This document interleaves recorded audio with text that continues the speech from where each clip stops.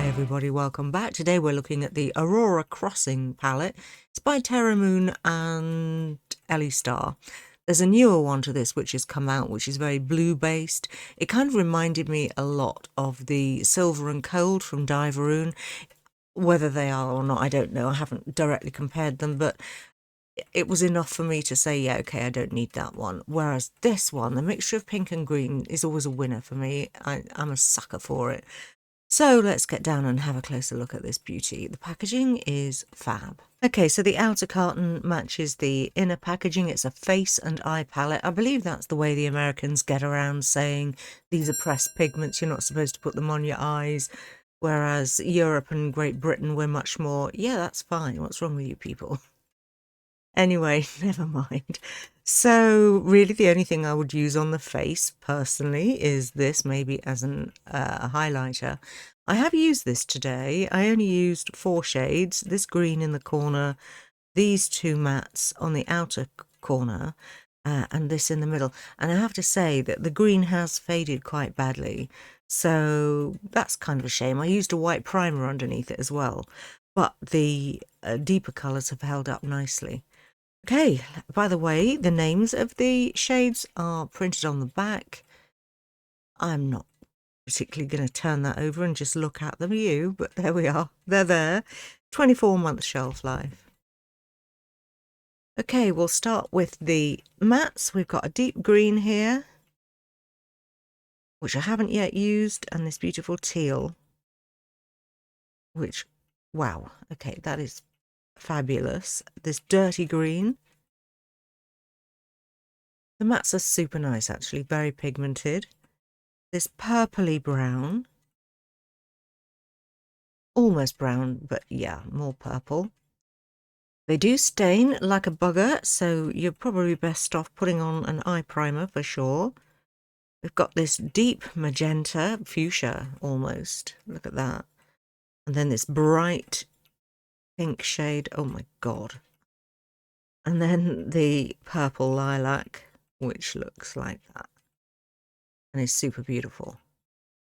Okay, those are the mattes. Nice selection, right? So, like I say, I've never bought one of their actual palettes before. I have this. This is one of their empty palettes, which I did fill up with some of their singles. And they're nice. They do really good shimmers. Unfortunately for us, this palette only contains 4 shimmers, but the ones that are here, like I say, I've only used one so far, and that's this one. It's very nice. It's nothing remarkable, insofar as you may well have this shade already. It is essentially a white gold. Let's go here. Very pretty. This green, which is a green-blue gold. I can see the blue pigment under there. That is a very nice shade. And then this, you do need a primer, I'd say, as well. This is a very common purple. It's just a red base with purple on top.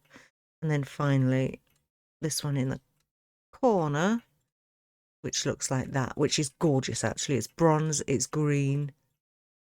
You can see it if I turn my wrist. That is so nice. Okay, favourite shade for sure.